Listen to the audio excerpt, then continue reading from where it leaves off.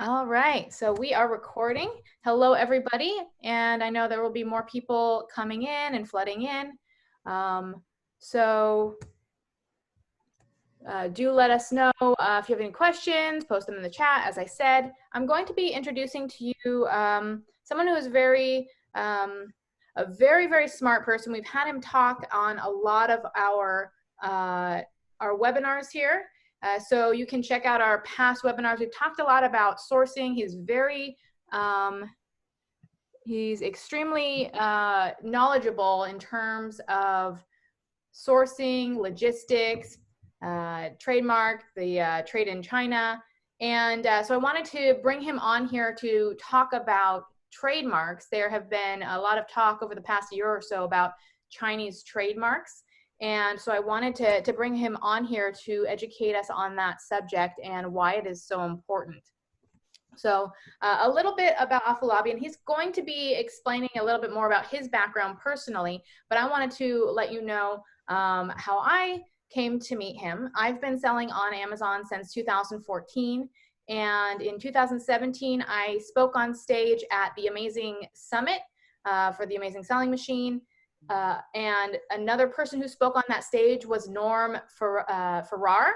And Norm Farrar has been in the industry for many years. He's been marketing for a long time. He has had, Fortune 500 clients such as Coca-Cola and other very well-known companies that he has consulted and worked with. And so he's very well-known, very respected in the industry. And so I've known him several years. Now he came to us, we introduced him to SoStocked, which is our inventory management software. My business partner and I introduced him to SoStocked. He was extremely impressed, and he said, I think you need to talk to Afolabi. He would love what you were doing. So Afolabi came on, he got introduced to our software, and then shared with us what he's been doing. And Norm, when he introduced us to Afolabi, said, this guy does, in terms of logistics and sourcing, I have never seen in all my decades working in the e-com space and in the marketing space, I've never seen anyone do with sourcing and logistics what Afolabi does. And as we have set up a series that we have gone through in terms of logistics, sourcing, saving money, negotiating with suppliers, the gems that have been provided through his knowledge and his webinars have been just phenomenal. And I wholeheartedly agree with Norm's assessment that he is doing some things with the logistics side and the, pre-sales side, the cost of goods side of the business that other people are not doing. So anytime that we can have him on, everyone just loves him. Everyone walks away with tons of knowledge. So definitely any questions that you have, now is a perfect time, because he has been in the field for over 20 years and has learned a heck of a lot. So we're here to just, I guess, learn from him and see what he knows and how he can help us. So without further ado, Afolabi, are you there? I think I have to make you a co-host to allow you to unfreeze your picture. Is that right? Yeah. Happens all the time, this update with the Zoom. It's very frustrating. Welcome. Oh, thank you, Chelsea. How are you? Good. How are you? Doing good. I'm happy to be here again. Let's do this. Yes. Yeah. Thanks so much for coming on. And you have a presentation for us on trademarking, right? Yes. Awesome. Yes. Well, welcome. I'll give you the stage. All right, let me do my screen share right here. Okay. Awesome. Can you see my screen now? Yes, I can. Awesome.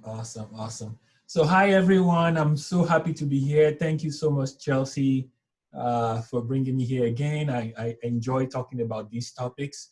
And this especially I've been getting so many inquiries, and things are heating up real fast in the Amazon space, especially where you have an influx of A lot of Chinese sellers and a lot of counterfeiters, a lot of knockoffs are there. So we would want to, I'm gonna run through this real quick so that we can answer questions, because I know people will have different questions, and different businesses will have different issues to deal with. So we would go ahead and start this. About me, I love negotiation prices. You know, I just enjoy it. You know, like if you go on sourcing websites, you know, you're going to see a lot of companies and a lot of suppliers that are posing to be the factory. They're not the factory. So I enjoy negotiating prices because you know, you get what you negotiate, not really what you deserve.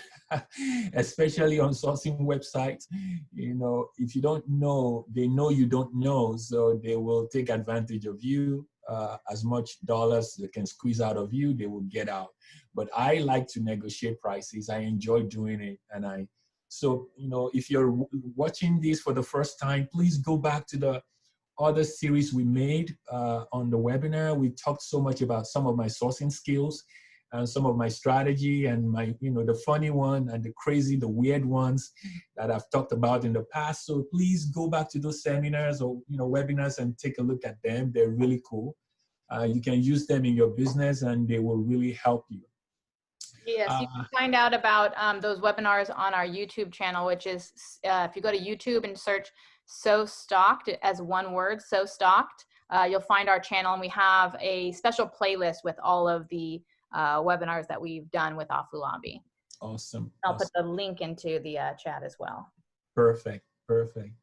You know, I'm going to run through the rest about myself. I founded Onu Worldwide with Norman Farrar, that, you know, Chelsea talked about. Very, very super nice guy, very knowledgeable. He's a genius in, you know, marketing, promotion, branding on Amazon. You know, he owns some other several companies as well. So if you're, you know, if you're into that, if you need help with that, you can reach out.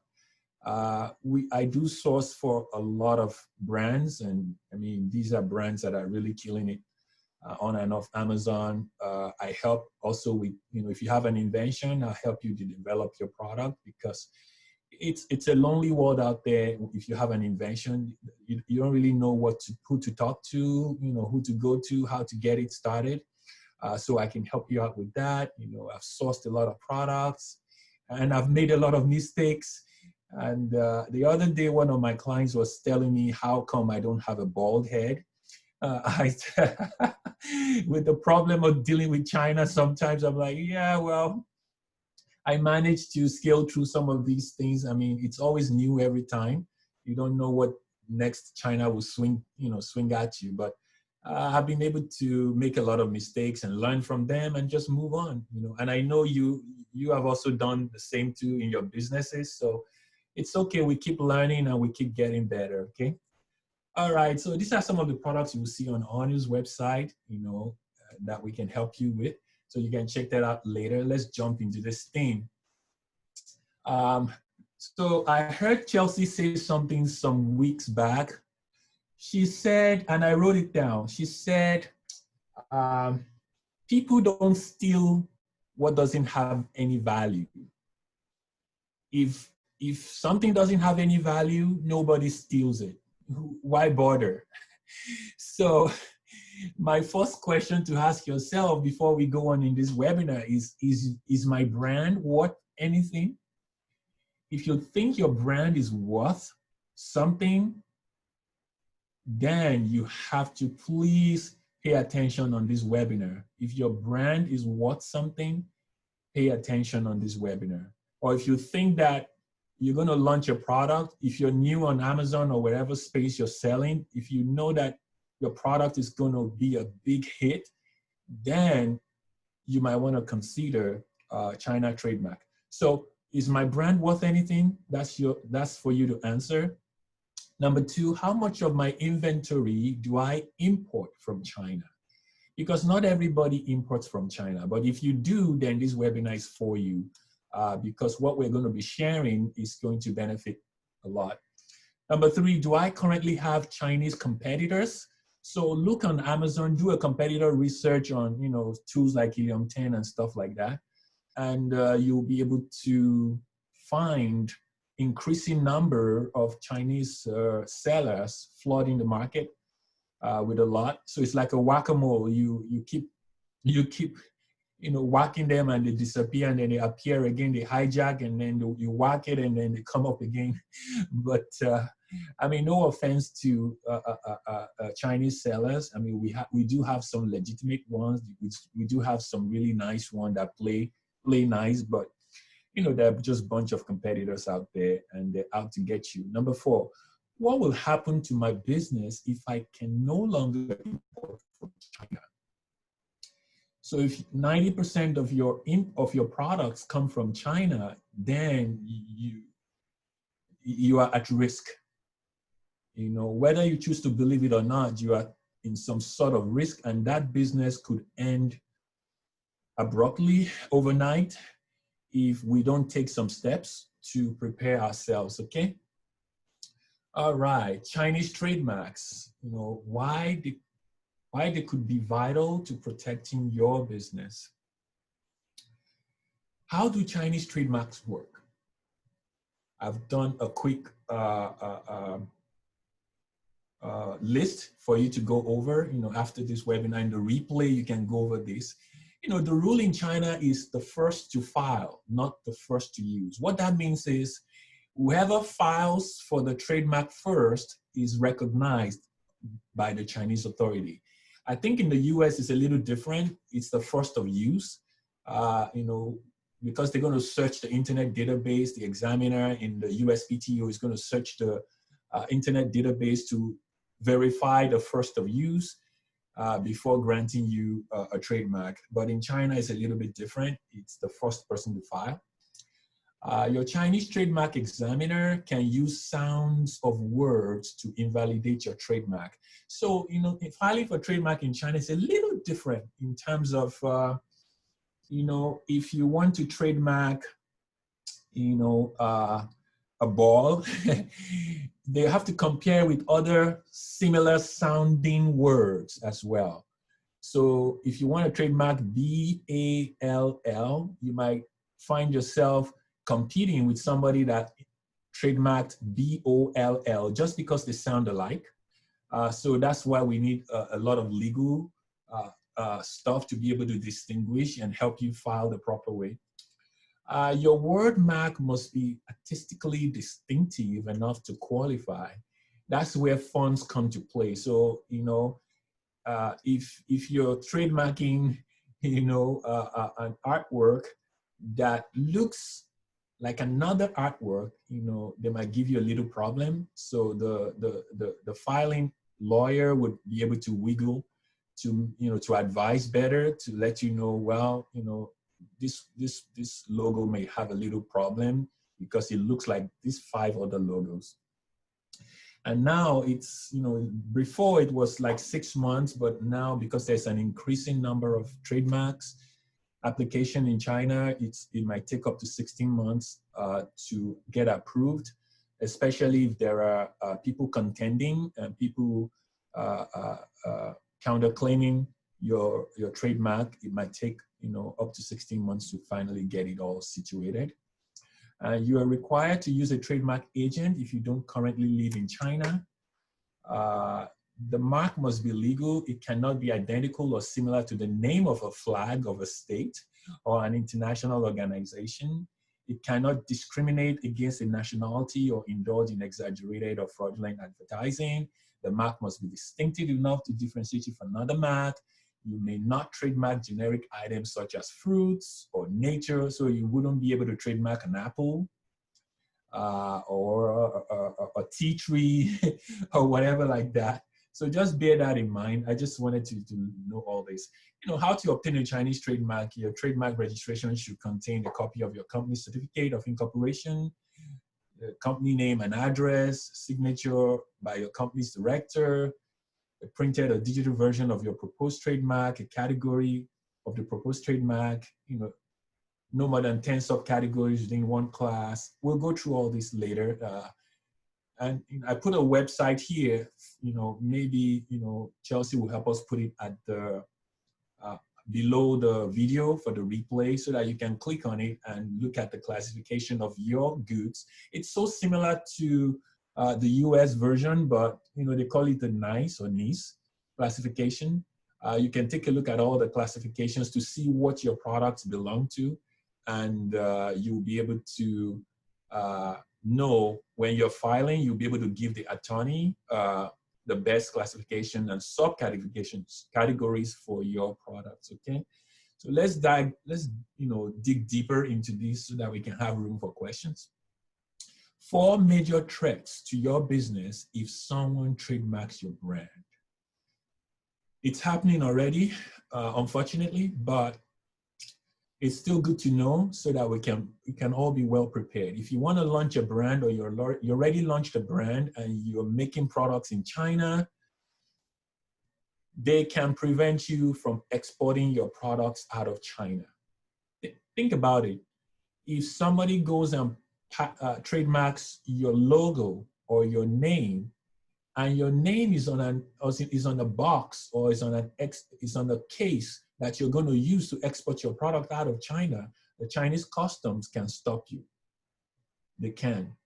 And it's been happening already.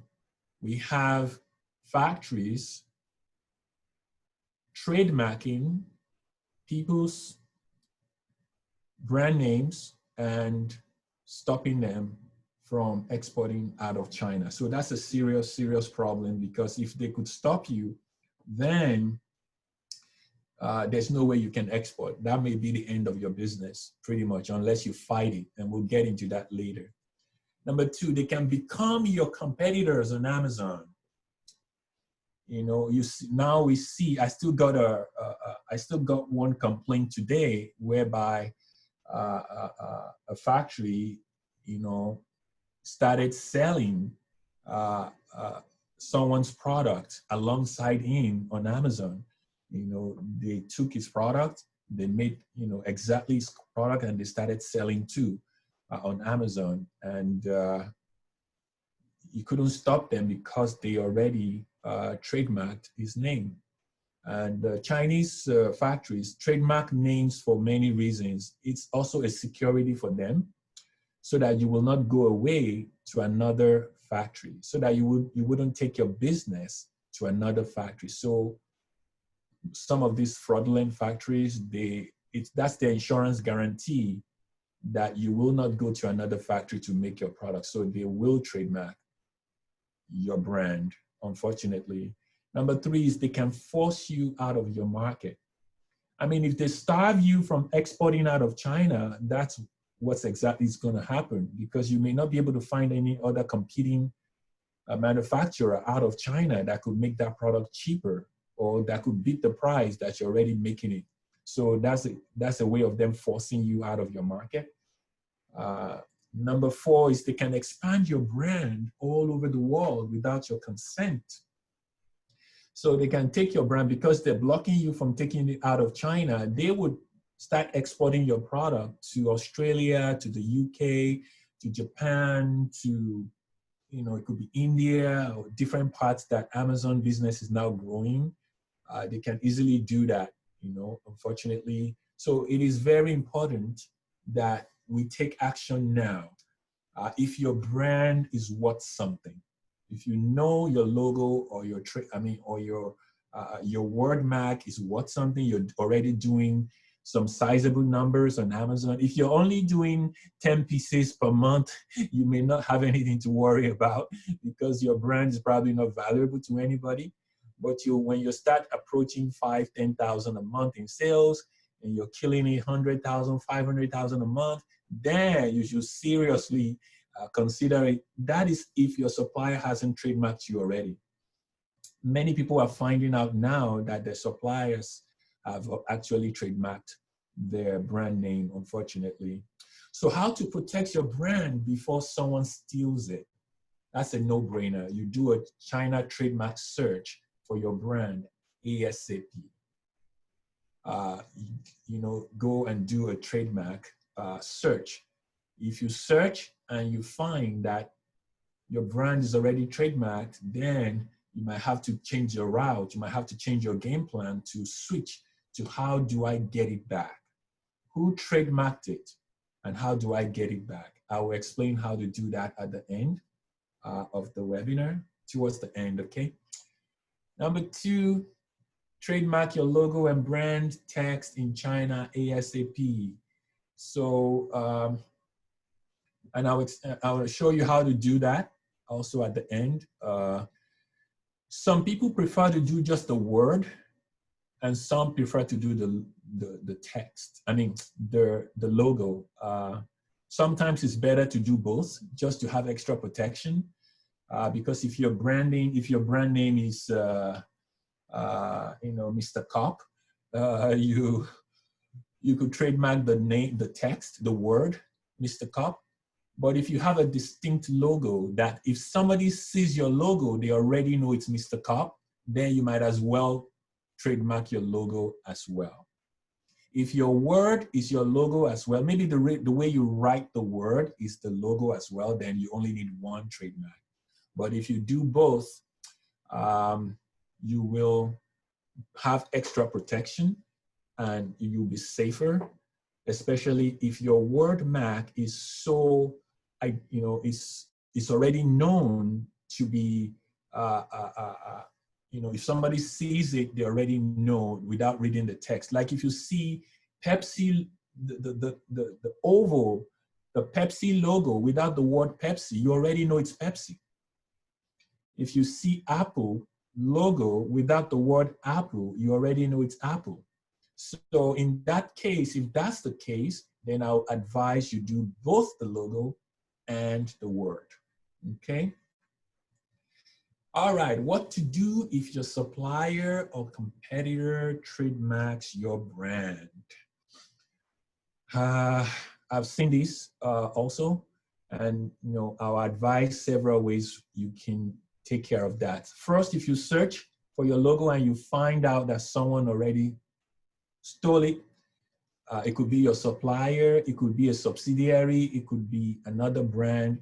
Another thing I see people in China doing now is they're trademarking or they're stealing domain names. So I see many people, you start a brand on Amazon, you want to do your Shopify later, so you don't bother to go register your domain. You say, you know what, let me test this brand.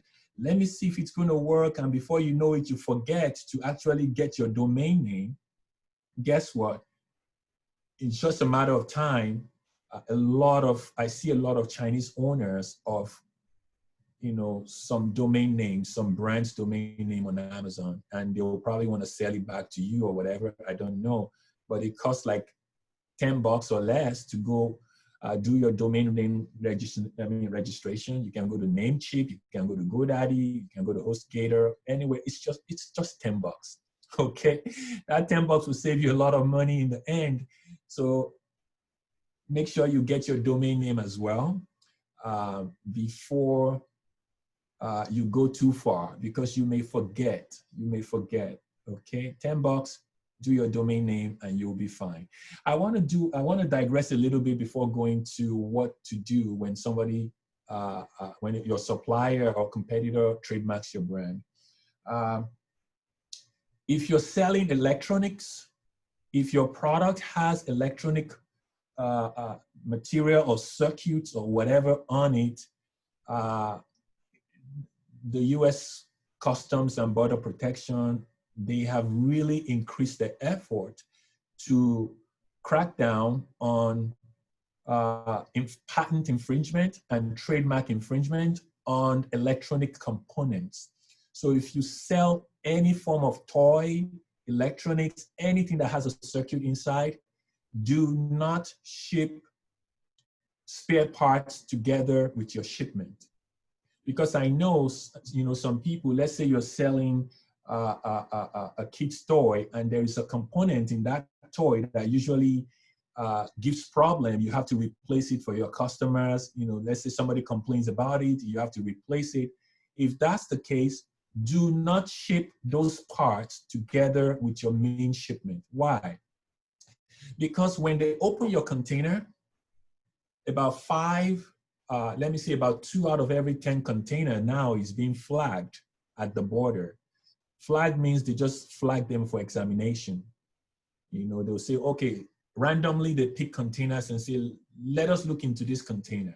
If they look into your container and they find a spare part in your container and they look at the spare parts, your electronic parts, and they find that there is a logo or a trademark printed on anywhere on that component that you don't have license for, they're going to impound the whole container. So if you sell toys, if you sell electronics or whatever, if you want to have spare parts to ship to your customers, if something gets damaged, have the spare parts shipped by air to your facility and keep it there. Try not to put it in a container, okay? Try to ship it separately if you can. It would help a lot. All right. So what do you do if a supplier or competitor trademarks your brand? The first thing, the lawyer, you know, we have a lawyer in China. The first thing he always advises us to do is to compile all your conversations with your supplier from the first day you met him.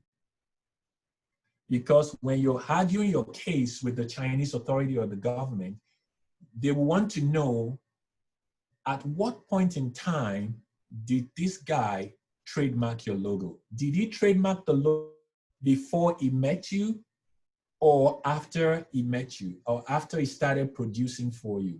If it is after it started producing for you, then you will have a case.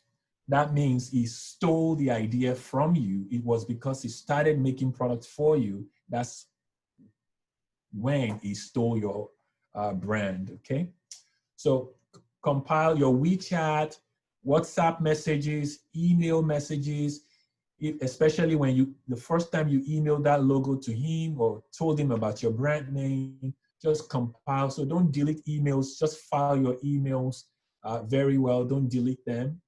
Or your WhatsApp conversation or WeChat conversation or Skype conversation, whatever means you talk to your supplier, make sure you have a record of everything because that will help you in the end. That will give you a case should you go into litigation, okay, in China. Number 2, contact an agent or lawyer well-versed in Chinese IP litigation.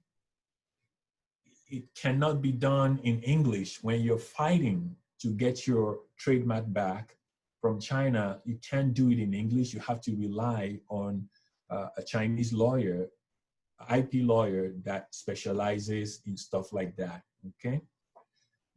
It could be expensive, but if you have a brand that is worth a lot of money and you want to get your IP back, they would ask for all these conversations and then the lawyer will put it together for you. So you need a really good lawyer that specializes in this kind of issue. Number 3 is, I would also advise you to enroll in Amazon's transparency program. In case you don't know what that means, the Amazon transparency program will give you a special label to put on every single item that you're manufacturing. So for example, you are making a special cup or plate or whatever, a special product, a unique one. If you enroll with the Amazon Transparency Program, they're going to give you, every time you place an order, you request for a code from Amazon and they will give you that code. So if you're placing an order for 10,000 units, Amazon will give you 10,000 pieces of unique label to put on each one of your products. So you will send those labels to China for them to put on your product. That code is unique only to you. And when Amazon receives your product, they know it's only coming from you. So if there's a counterfeit, if anybody's using your brand name to want to sell on Amazon, they will not have that code. And if they do not have that code, Amazon will kick them out. So transparency program is another really good way to fight counterfeiters or knockoffs or copycats. Number 4 is try a peaceful resolution with your supplier. You know, I've seen some people have been successful in negotiation, in negotiating, you know, settling with the supplier to help them to in exchange for continual cooperation. Let's say, oh, if you don't want me to stop my order, if you don't want me to stop ordering from you, you have to transfer the trademark to me. In some cases, I've seen it work, that the supplier actually agreed to transfer the trademark to the rightful owner in exchange for future orders. I know it's not fair because, you know, they stole and they did what they're not supposed to do, but that might be a short-term fix, especially if your supplier, if you go into mutual understanding with your supplier and you say, look, I mean, I know that you're afraid that I might take my business away from you, but, you know, I wasn't planning to, so why would you do such a thing? You know, let's reach a mutual conclusion. This trademark is, I mean, this logo is mine. This is my intellectual property. I want you to transfer it back to me. I'll pay you for the amount you spent on, you know, doing the trademark, but it has to be transferred to me. And then you draw an agreement with your supplier to do that. Well, somebody may ask about the, you know, NNN agreement, if the NNN agreement will solve this problem. Well, I would say yes and no. If you include it in your triple agreement, it could be yes and no, but the loophole in the NNN agreement, oh, let me talk about NNN agreement. It is just non-circumvention, non-compete, non-disclosure. That means whatever supplier you're using, you're going to have an agreement with them that they cannot make your product for themselves or another party. They cannot disclose your product.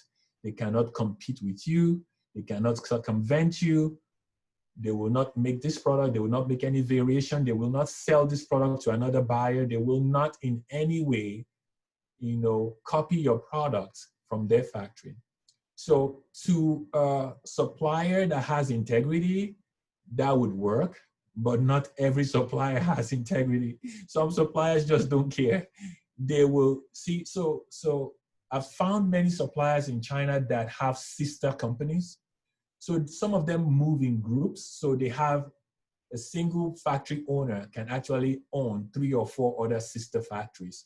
So if you're having a NNN with one, it could use the 3rd or 4th factory to make a knockoff. And you will not know because there's no way for you to know that he owns the other factories. Or another thing that happens is a disgruntled employee or a factory worker that leaves a factory and goes start his own factory. When he goes to start his own factory, he takes your IP with him and he starts making it. The supplier you have NNN with may not be able to cover that. It may not be able to prevent that. There's another case whereby your an employee or a factory worker leaves the factory and goes to another factory and takes the IP with him and go give it to his new boss, and they start making the product. That's another thing I've seen. So yes, NNN is good, but it does have some loophole, unfortunately, that anybody can start, you know, any dubious person or factory in China could just exploit, you know, unfortunately. So I have run down that thing. Now let's take questions because I see questions coming in. I want this to be more of a question and answer situation because I know people have a lot of, you know, situation, or some people may be, you know, afraid or whatever. So let's take Q&A, Chelsea. Yes. Okay. Fantastic. why don't you unshare your slides for a second so we can kind of see your face and all of that. I think your video is, oh, there we go. Perfect. Okay, great. Okay, so we had a couple of questions here. My wife and I researched this issue in the past and thought it really only impacted if we were to sell products in China. Does the China trademark really impact export and selling abroad? Yes, it does, because once they own your trademark and you make those products in China and you want to export it out, you need their permission to do that. Whoever owns the trademark in China, you need their permission to take it out. Right. Yeah. It's kind of scary. Yeah, imagine getting, like I said, getting an email, all of a sudden you say, oh, sorry, we no longer manufacture your products, It's pretty crazy. So, okay. And then another question, this is from Lisa. Lisa says, will you have resources for Chinese attorneys for patents and trademarks? Yes. Yes. The answer is yes. Coming. Okay, cool. With brand registry and transparency labels, does a trademark matter? Competitors cannot sell under our listing anyway. It matters it doesn't matter if you have transparency and it protects you on Amazon in the US, but what if they stop you from taking it out of China? Yeah, if you can't even That's the problem. Yeah. That's the problem. Right. If they stop you, you can stop them from selling it in the US with transparency, but they can stop you from taking it out of China. Yeah, exactly. I've seen some people at the very, they were about to export their product, and the Chinese customs stopped them. And the only way they were able to take that product out was they changed the packaging. I wouldn't advise that, but on the fly, they had to change packaging on like 10 or 20,000 products in order for them to be able to take it out of China, because the logo was on the packaging, and that was how they were able to spot the brand, at the customs. But they had to change all the whole packaging and cover it or something before they were able to take it out. Wow. It gets expensive. Okay, we export under our business name, not brand name. How does this impact the scenario where a competitor trademarks our brand? So your business name can also, depending on what kind of business name it is, a business name can also be a word trademark. So if your business name is on your product and they trademark your business name, let's say your business name is XJ Enterprises, and XJ Enterprises is on your product, then it's branded. If it's branded, they can stop you from taking it out. But if you don't care about a brand, let's say you're just selling, generic products you find on Alibaba or wherever, then, you don't have anything to worry about. You know that they can knock you off anytime, and people don't care about brand names on those products. If it is a product people don't really care about brand names, you're fine. You don't need to do anything. Yeah. But then also to note, if you export under a business name, meaning that the documentation is under a business name, but if they do, a carton check and they see the brand name on your product, then that's where you can get in trouble. But it's not just the name that you're exporting under. I'm not sure if that was the differentiator, but if your brand name is on your product, even if you export, and your paperwork is using your business name, the thing that's on your product could get reviewed and could get stopped. Exactly. There was a product I was sourcing for a client, and as I found out as I was sourcing it that somebody owns a patent on that product in China. So as we were sourcing it, the patent owner reached out to us. It's a Chinese company, says, we own that patent. And I said, okay, that's good to know. What do you want us to do? He says, I can work with you, but I'm the only one that can produce that product. So if you're selling other people's brand or a trademark brand, a Chinese trademark brand, you are at the mercy of the brand owner or the trademark owner. If it says tomorrow that, you know what, my price just jumped from $2 to $4, what are you going to do? Yeah. If it's the only one that can make that product, you cannot do anything else. It just shuts you out. Unless you buy at the same price, at the whatever price he wants you to buy at. Right. Okay, good. So Peter says our business name is not on the product. Okay. Good. Yeah. Okay. So we've answered that. Another question. I forgot to note the triple N. What are those, Chelsea? Non-disclosure, non-circumvention, and what's the third one?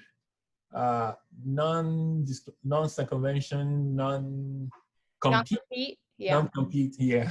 So non-disclosure means you're not going to tell about it.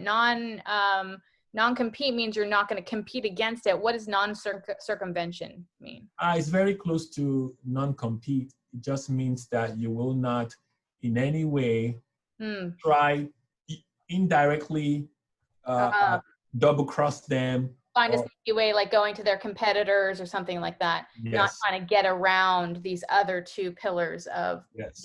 non-compete or non-disclosure. Exactly. Okay, that's good. Yeah, I haven't heard that one, that last one. Okay, cool.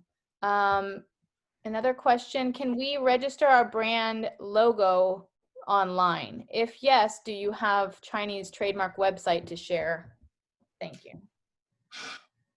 The Chinese trademark is a little tricky. I know you could probably Google, but it's just tricky because they use sounds. They use sounds a lot. For example, I told you about the ball and the B-A-L-L and the B-O-L-L. You probably may not pass under Chinese trademark. You may spend the money to file it. If a good lawyer does it for you, it's better than whoever doesn't know it. I know we do it at ONU. Maybe you might want to send us an email and we will take care of it for you. Because if I tell you to Google, you can Google, and if they don't know what they're doing, especially they don't know how you use your trademark, if they don't know what they're doing and they said, oh, it's okay, you got a clearance, let's file it. You file it, and at the end of the day, you discover, it will take you almost 16 months to discover that they filed it the wrong way. Yeah. So it's better to use, Chelsea would, post our contact. Let me know, send me an email, and then we'll put you, in the right way. Yeah.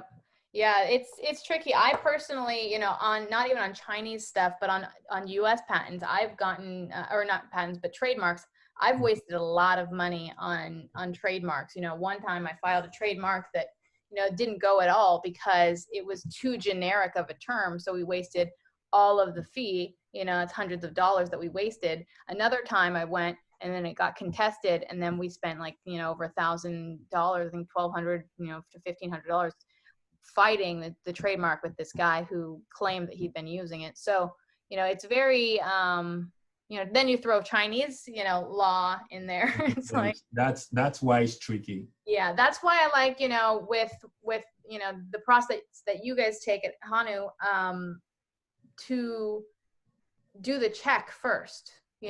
That first time that I filed my trademark, I didn't use, I just did it myself, and I didn't use someone. And they, said, oh, well, next time we can check and we can see if it's even worth it. And so the next time when I work with someone who knows what they're doing, they'll be able to say, no, if you submit this, there's a really high chance that you're not going to get that trademark. If you submit, it this way, there's a better chance that you can get it. So we kind of took that, especially when you're creating new brands and things like that.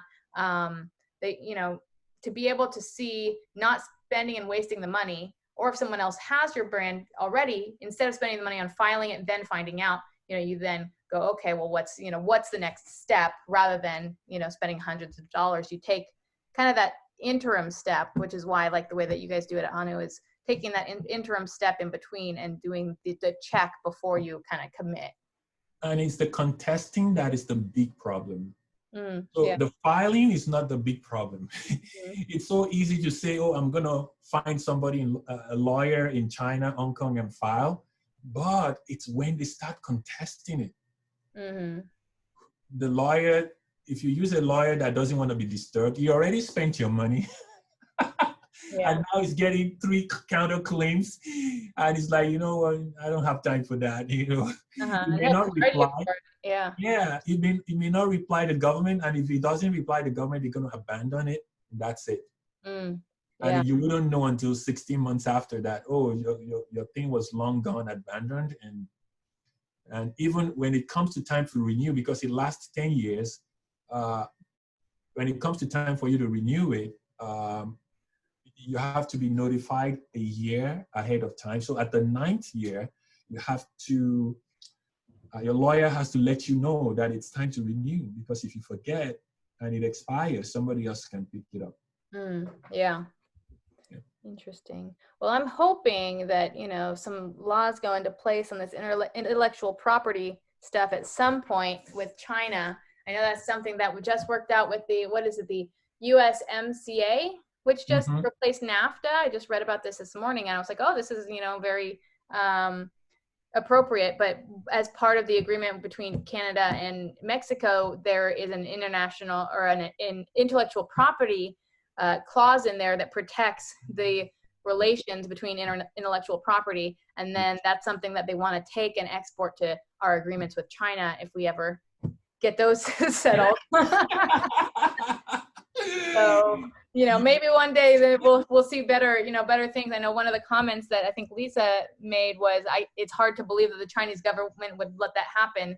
So I think that, you know, on our end, we're, you know, part of this whole, the Trump tariffs, and, you know, we talked about tariffs at another call, another webinar, but part of that is trying to get these things to not be allowed to happen, because, you know, we aren't seeing a lot of this, you know, hijacking of brands in other countries, you know, but we're seeing it, you know, over here in China. So hopefully that gets resolved sometime.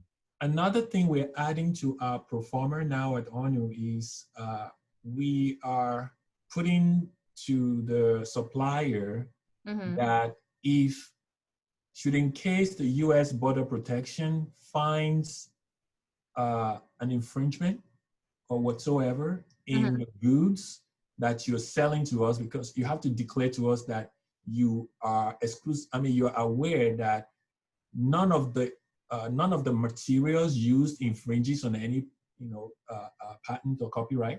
So that when we bring it to the US, and if we get into any trouble, we will collect our money back. So those are the new things we're finding out now, you know, that we need to add to all the performers and all the agreements we're giving to China, because China is going to retaliate, because the US is cracking down on counterfeits now. China is also stepping up its game and say, okay, what about we don't even let it live and shut your people out? You know?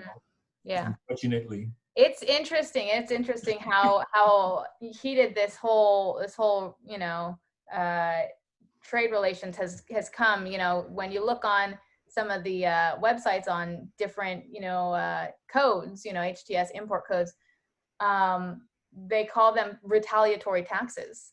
They literally put on the website retaliatory tax. You know, China, this is a tax that China now put on to retaliate from the tax that Trump put on. And now, you know, and it's like just kind of in black and white, you know, retaliatory tax. So that's, you know, that's all that stuff that hopefully will be resolved. But right now we have to make sure that, you know, we protect our business right now, because who knows, we can't just kind of sit and wait for it to get better. It's true. Yeah. Okay, good. And we have a question. Oh yeah, we answered that one. Trademark in China is specific for categories, or is it for everything? Oh, categories. Makes sense. See, so now, I wish I have the niche document. I put the link up to the niche document on the slide, maybe I'll share at the bottom of the video. Okay, help me share it. So when you look at the niche document, you're going to see all the categories and then subcategories. So in China, your main category could be category 16, which is for maybe printed products. And under it, you can choose up to 10 subcategories to include in your trademark filing. So even if you haven't started selling on the other subcategories, and in the future, you want to be able to sell in those categories, you can always do that. Right. So it's not a blanket. It's you have to specify each category.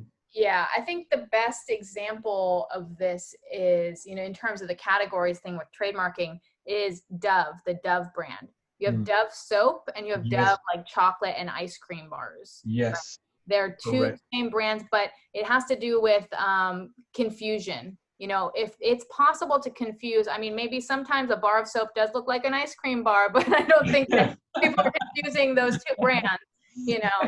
So, if there's enough, if the categories are close enough and the brand names are close enough, there's a potential for confusion where, one brand could be confused with another brand. That's what they're trying to eliminate in general trademark law. So I think that it serves the same purpose in China, it sounds like. It's the same thing. It's only that in China, you're allowed to pick 10 subcategories under a class. Yeah, and that's not the same with in the US. Same. You pick one, and it's that is better because it's for every occurrence it gets expensive. Yes. I only have, like, when I do my trademark, they're very, very specific. I don't have a trademark across 10 categories, which I likely should, but Yeah, because if you wanna do if you're selling a cup now and you know that in the future you start selling knives and plates and table mat or whatever, it's better to cover all those things at the beginning, because if you don't, somebody can use your brand name and go and trademark under those other classes, and it will be legal for them. Yep. Yeah, makes sense. All right, and then what is the average cost of a trademark in China? It depends on the lawyer, and it depends on how good the lawyer is. We do for $750, and it includes the search and everything. But other people may do it cheaper. Other people may do. I've seen it as much as $1,500 before. Oh wow.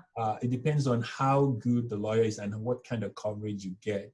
Some include a watchdog with it, whereby should in case somebody infringes, they will help you to litigate.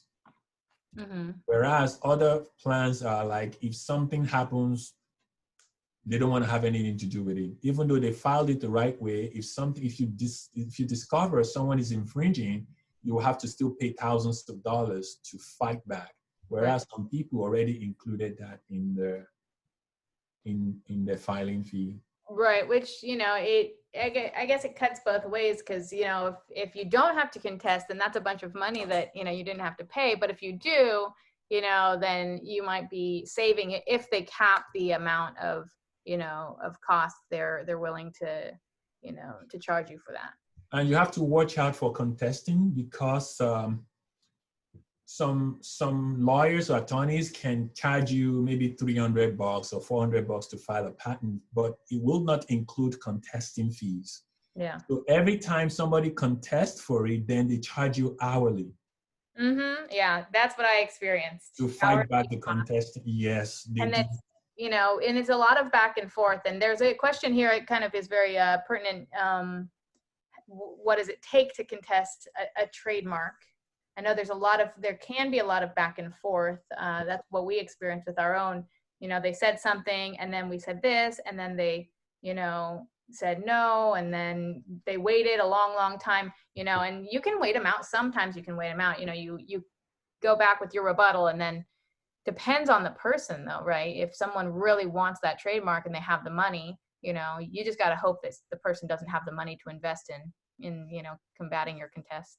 Yes, and also the question may be, I want to understand that the contesting is talking about is it for you to get your trademark back if somebody else stole it? Is that the contesting he's talking about? Yeah. So yeah, there's two different things. There's contesting because someone says, like, actually, to clarify, in the process with China, if you file a trademark, since it's the first to file, do they have that contest process that the US has, where basically So they do have it where they say, we've got this trademark and it's being filed and anyone can contest it within this period of time, but after that period of time, then it's yours. They have that same process? They do, but from what I understood from the lawyer, you could, if you have proof of communication with the person that trademarked your brand, you could argue that he stole it from you. He did not just invent that name. Okay. He trademarked that names after your communication with him. So let's say you found a supplier on Alibaba or anywhere you found it, and 3 months after, he trademarks your brand. As long as you can supply the conversations from the first time you met him, you will still stand a good chance of getting it back.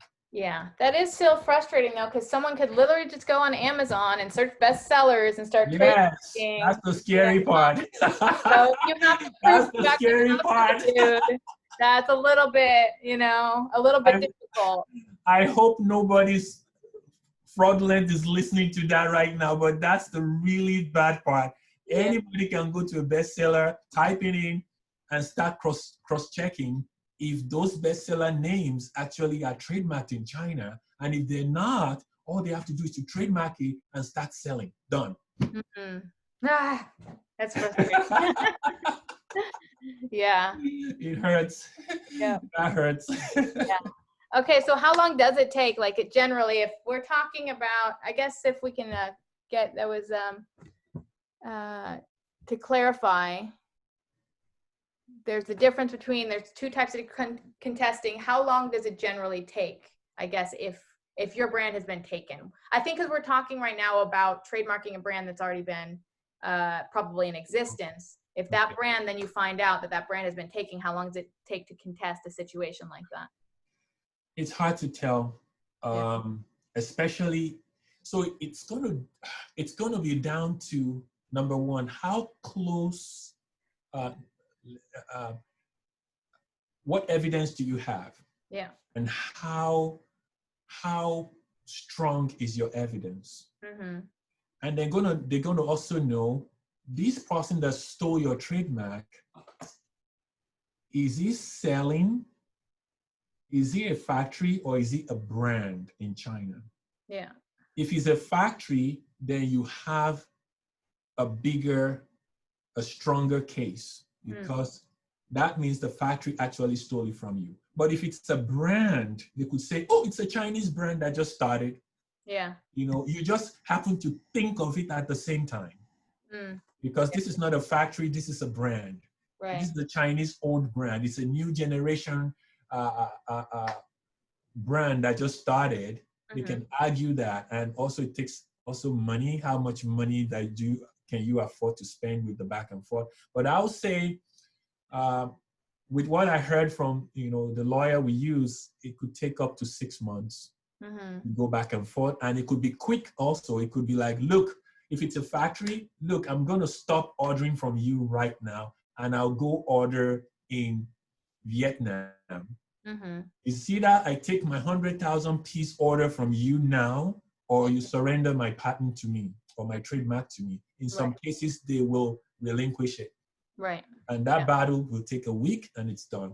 Right. Because you're about to touch their livelihood like that. So they might be quick to, it may be mutual. Remember, the third point is you have a mutual, nice conversation and say, look, you and I know this is my brand. You went and trademarked it just because you're afraid I might take my business elsewhere. As long as you treat me good, I'm not taking my business anywhere. As long as you continue to give me a fair price, just transfer it back to me and I can have an agreement with you that you'll be my exclusive manufacturer.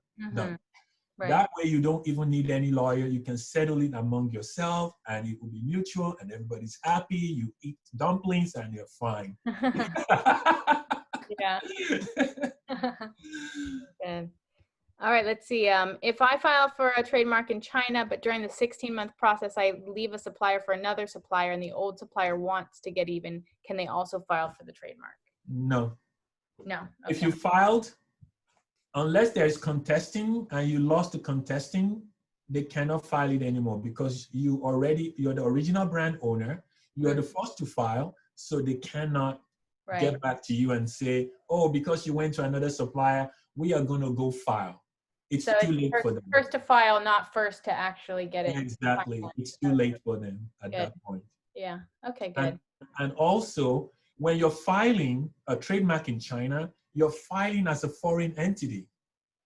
So as a foreign entity filing in China, it kind of carries a bigger weight because they realize that a Chinese factory or Chinese company doesn't usually come up with an English name to brand a product. So they do know this is a foreign brand. So if you go ahead and trademark, they cannot get back to you and say, oh, let's go and trademark. It's too late. It's too late. Yeah. Good. All right. And then how do we engage a good lawyer? Or let's see. Get a good agent. Yeah, same question. We don't have any idea about it, and we can get scammed. Yes. Our email is there because we do it. We do trademarks all day long. We'll help you get it done. Yeah. Yeah. So you guys know Afolabi's company does this service, and we actually have. We're going to talk about a little bit of a kind of offer that we're doing between SoStocked and Hanu in a second. So you can get more information, talk to him about it. We'll give you his information on that. And then there's a question, can a company not register a trademark that is recognized internationally regardless of the country? Not necessarily. I think it would be the same as patents. Like if you've got a patent, we have our best seller in terms of a patent. Our best seller is patented in Germany and in the UK and Europe, and we were not able to bring it over to the EU marketplace, but they didn't patent over here in the US, and so we've made tons of money off of them not patenting. So it's probably the same thing where you'd have to do an international, you'd have to patent in various different countries. I mean, trademark in various different countries. It's probably the same, isn't it? The trademark and patent, it's a little different. For example, if you patent in China, I don't think there's a treaty. If you trademark in China, I don't think there's a treaty between China and the US on trademarks. I do know on patents, there are some sort of treaty that goes in between, or maybe you have to go through international patents to cover that side. But in trademarks, so far, there is no treaty, because if there was a treaty, any trademark you do in the US should automatically be registered in China. So that tells me there's no treaty between the two countries for trademarks. Yeah. It's got to be done separately, unfortunately. Yeah, it sounds like it, because I mean, you've got people who've trademarked over here who have had, issues. I had a friend who, his supplier trademarked for him, and I don't know what their agreement was, but he was happy. He was like, oh, they just wanted to protect me. It's like, well, then why didn't they tell you? I don't know. There's something in that story that doesn't quite make sense, but cool. I'm glad you worked it out. Whose name is on the patent? Exactly. I'm like, is it gonna, transfer it over to you, or how is that gonna work? Yeah, it's whose name is on the patent that matters. Yeah. Whose name is on that trademark? If it's not your name, then that's trouble. Yeah. The art of backpedaling. Yeah. Okay, cool. It looks like that's all of the questions. If we can put up the slides real quick, we can talk a little bit about what we're arranging. Oh, there is one more question. I am checking right now about trademark in China. What is class 1, 2, 3, 4? Four different classes. So you have, did you open that NICE document? Let's see. That's Samuel. Was it the NICE document that you opened, the NICE link? Because it has about, I think it has about 16 classes on it. And on each of the classes, you have categories. Yeah, I see there's like 34 goods classes and then like another, 10 or 11 service classes.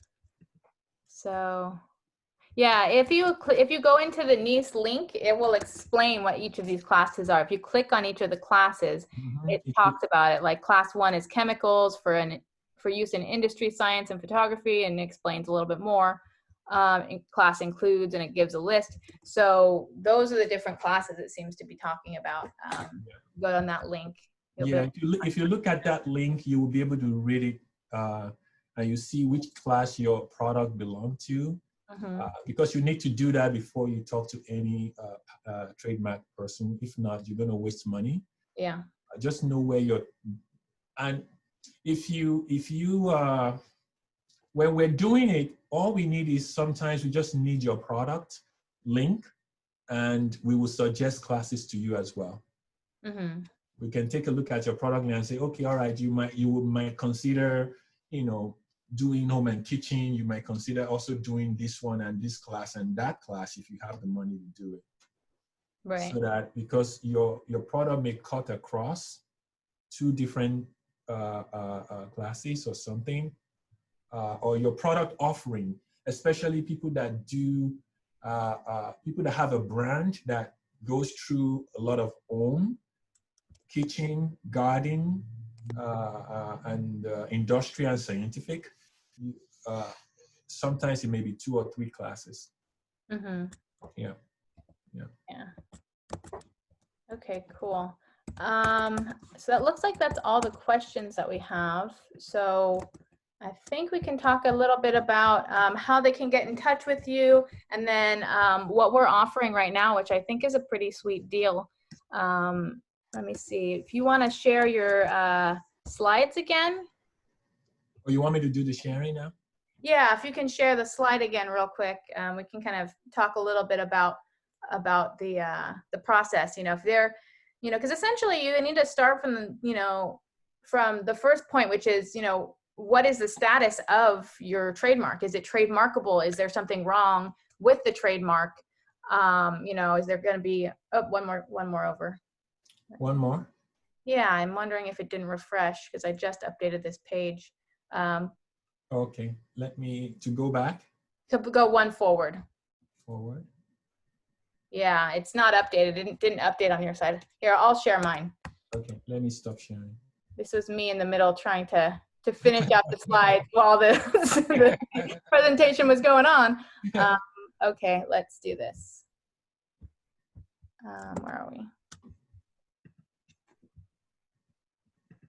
Okay. So yeah, hopefully you can see that. So yeah, so the process, with the trademarks, you first have to see what's going on with the trademark. Has someone already trademarked it? What is the plan of attack? Is it, is there something that, can it be trademarked? Is the brand name, able to be trademarked based on Chinese guidelines and all of that?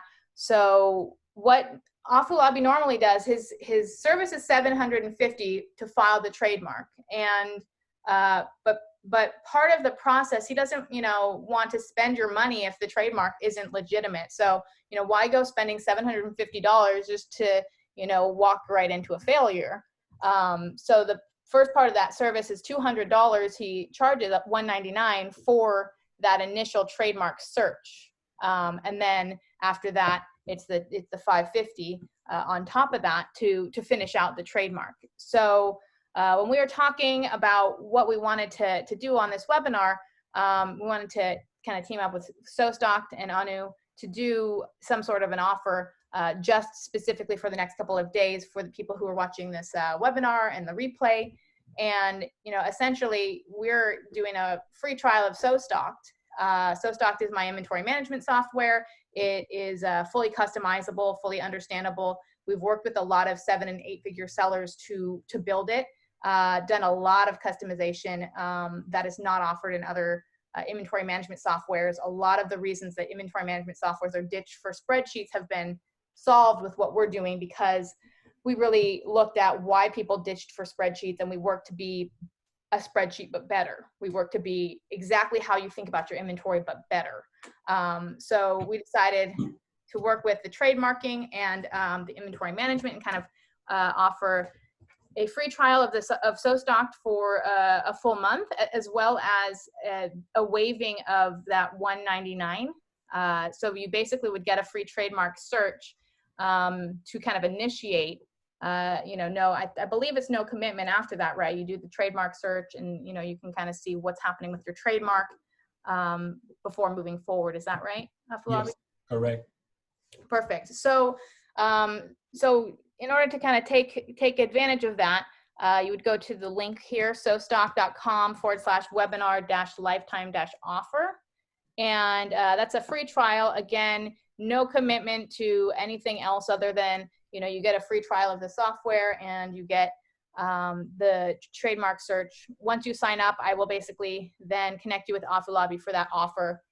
He does offer the $199 initial trademark search if you just wanted to reach out and you didn't want to do the free trial of SoStock. So, we can help to put you in touch with him directly if that is kind of how you want to do it. But I figure, you either pay $199, trademark, or you pay nothing and you try out our software as well, which is kind of a win-win. So, Chelsea, yeah.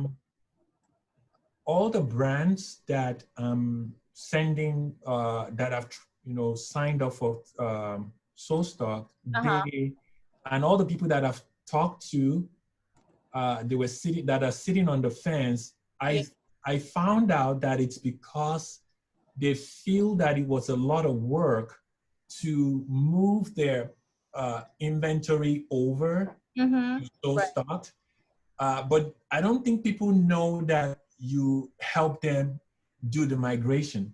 Can you talk about helping that it's for free? You help them to do the migration and set up their SoStock, because that's what everybody seems to be afraid of. Yeah. And I told them, I think you offer that service for free. Is that how it works? Yeah. So just for right now, we're not going to always be able to offer it for free. But the reason that we're doing that right now is because, I actually do a one-on-one call with everybody who comes on board. And if you don't have the time or don't want to go through all of the motions of setting up your SoStocked account, you can basically send us all of your data and we'll put it into the system, and then we'll show you how to use it. You can set up a call and say, okay, here's, everything's set up properly.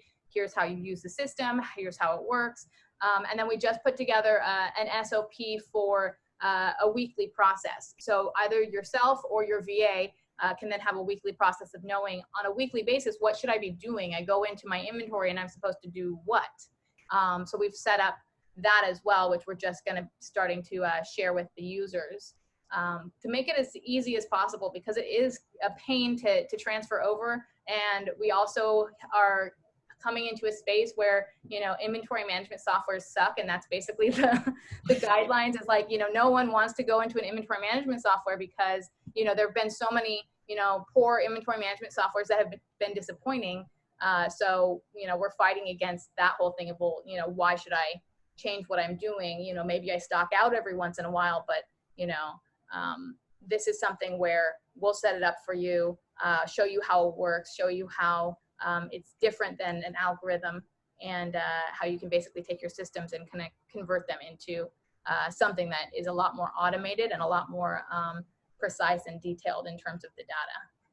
So for the one that is training the VA, because I have all the brands that I do work for, so they all have VAs. And how does the training of the VA works? Do you have a special place on the site that they go to and watch 5 videos, or how do you do that? Yeah, so we have a setup guide, and it links through all of the videos. Or here's how you make sure that your vendors are set up correctly. Here's how you put in your lead times. Here's how you put your warehouse inventory. So it walks you through all the steps, and then it gives you an overview of the forecast. And then we have a 5-minute, set up your forecast in 5 minutes. You very basic and standard, set up your forecast. You can get very granular, and that's what a lot of the bigger sellers really like, is we're encouraging people to, a lot of the times people run out of inventory because they tend to not plan for their marketing events, right? You know, you order for Valentine's Day, but you forget Mother's Day and Father's Day. I had this recently, someone, you know, I was working with on some marketing stuff, did on a spur of the moment a 20% off sale for Mother's Day and then ran out of inventory. Well, you know, if you're not planning for these things and you then do them anyway, you're going to wonder why you're running out of inventory. It's because you didn't plan for a sale that you just did, you know, and it actually cost you more money. You could have, you know, not run out of inventory. It cost you more money to give someone a discount, you know, for a holiday when you didn't really plan for it. So that's the other part of the tool is, you know, building your marketing into your inventory management. And we're starting to talk a lot about, you know, if we really want to know how to scale, you really need to get good at inventory management and tying that, you know, tying that to your marketing, tying to inventory management, tying to cash flow is what really helps you to scale your business properly. Awesome. I see someone's. Yeah, I think one more comment. I'm going to stop sharing. So I shared that link in there for anyone who's interested. I'm already a SoStock user. How do I contact Afolabi directly? Okay, great. So I will send you, it's the savings email, right? Yes, savings@honeyworldwide.com. Wide.com. Yeah, so that's how you contact Afolabi directly. I sent that in the answers, savings@hanuworldwide.com.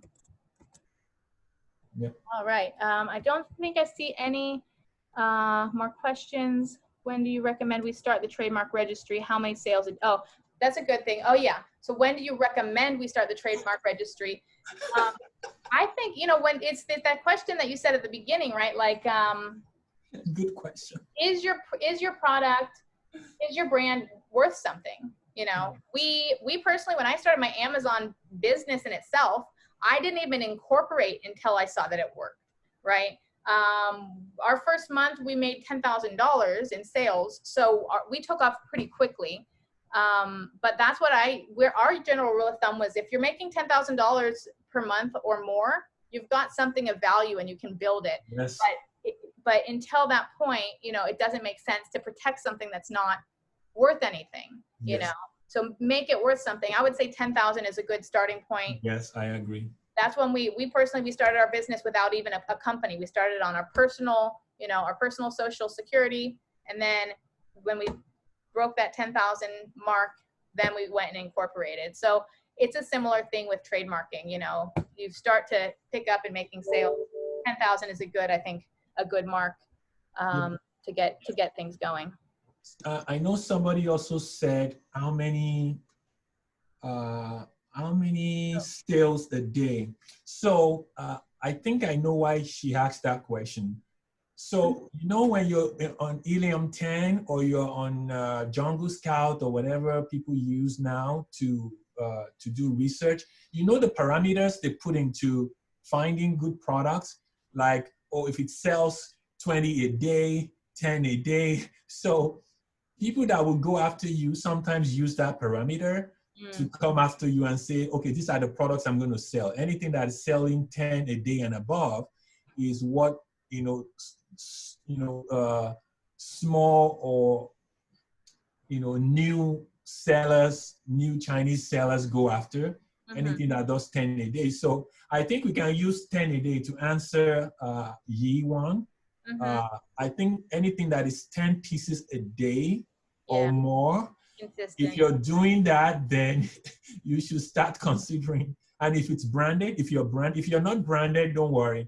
But if you have a brand name, you do brand registry or whatever, then 10 a day is also a good number to start really worrying to go ahead and do a trademark at that point. Right. Yeah, that sounds good. Yeah. Okay, awesome. Then we did have a question of when is the next webinar. So we have a webinar planned for inventory. We don't have a next one with Afolabi, so we have to probably consider when that's going to be. I'll show you the upcoming webinar that we have, Inventory Secrets to Increase Your Bottom Line. I'm going to be talking about inventory, you know, what things you need to have in place, what systems you need to have in place to really get your inventory dialed in so that you're not consistently stocking out or overstocking.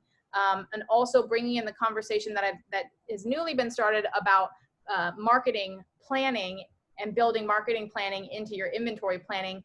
Because the more I talk to sellers and the more I work with sellers, I find that they may be ordering properly, they may be ordering on time, they may be ordering the right amount, but the problem is that they're not building their plans, their marketing plans into the fabric of their inventory plan. So that becomes a greater problem. So you need to start, you know, projecting that out. So that's the conversation that we'll be having, the webinar that we'll be doing 2 weeks from now.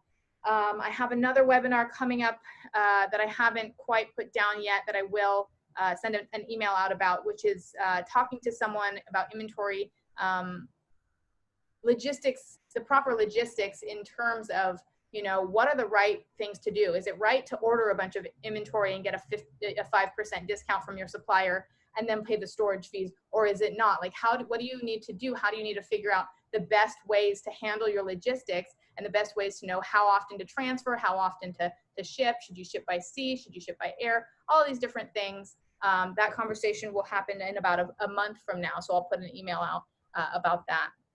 And then if you have any interest, type in the chat if you have any interest in other topics from Afulabi, because we haven't put anything else on our calendar. What, Chelsea, what people, someone asked me the other day, one of my clients, I was talking to him and showing him some things on his Seller Central. And I think he mentioned if I was doing a 3PL webinar with you. I know we mentioned 3PL before, but I don't know if we went into details. So if people would like us to do a 3PL webinar, we can do that as well. Because with the COVID thing going on, I think that was why the guy asked me, because he was really nervous about the COVID situation. What if these things come back? What do we do? Do I use a 3PL? Why not? How do I plan my inventory? How do I structure and negotiate with my supplier? How to, you know, if I need 5,000 pieces, can I only pay for 1,000 and then pay for another 2,000? Can they store it for me? You know, he has a bunch of questions. So I said I was going to tell you, but I forgot. That was last week. Okay, awesome. Yeah, and then we had another one in here interested in, Lisa's interested in sourcing from other than China, you know, Vietnam, Taiwan, Korea, Mexico, you know, who makes what are the differences in logistics, a conversation about, you know, sourcing beyond, you know, beyond China. Good one. That's a good one. Good. I know that you talked about Korea was, I think, specifically electronics, small electronics. Is that right? Was skincare? Yeah. Which one? Skincare. Skincare. Okay. And then Taiwan, was it Taiwan? There was one company. Taiwan is electronics. Yes. Small electronics. Pieces. Yeah. So that would be really good. Okay. That's good to know. And then 3PL, I think, is very on point. I have talked to a lot of sellers in terms of, you know, getting them onboarded to So Stocked, and they're talking about how, you know, for the first time they're having to look at 3PL, because it really is, there's a lot of people that were left, you know, kind of holding their hats, you know, when, you know, COVID came out and all the supply chains kind of broke, and people, you know, a lot of sales, you know, increased, people were stocked out, and they started to realize, you know, really, you have to have a 3PL system, but you can't have, I like that we talk about the hybrid system, you know, some in China and some in the US, and how does that look? So I think that would be good to have a call on that. So I definitely agree. Okay, awesome. I think that's it. Do we have, looks like we have one more. Oh, let me know how we can contact Afulabi. I gave his email at the bottom of this link, and so did he, savings@hanuworldwide.com. And that's it. Looks like that's all the questions we have. Thanks for taking the time, you guys. I'm going to send out the replay later on when it's uploaded. And, you know, other than that, thanks so much for coming. Afulabi, again, thank you for all of your information, your wealth of knowledge, and we'll have you back on soon. Thank you so much, everyone. I always enjoy this. Thank you. Have a happy 4th of July. Yes. Yes. Thanks, guys. Bye. All right, bye.